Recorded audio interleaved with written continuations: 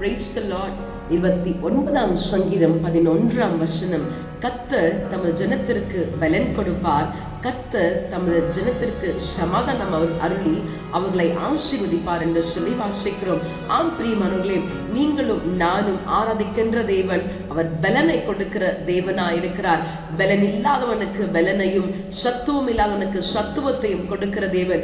இந்த நாளிலே எங்களுக்கு பலனை தாரும் என்று நாம் கேட்கும் பொழுது நமக்கு பலனை கொடுத்து என்னென்ன காரியத்தை செய்ய வேண்டுமோ எல்லாவற்றையும் செய்து முடிக்க அவர் உதவி செய்ய வல்லமை உள்ள தேவனாயிருக்கிறார். பலனாகிய தேவனை ஆராதிக்க நம்மை விட்டுக் கொடுப்போமா? Praise the Lord.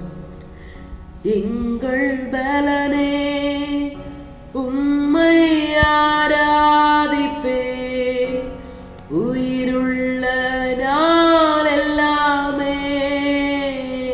எங்கள் பலனே உம்மை ஆராதிப்பே, உயிருள்ள நாள் எல்லாமே.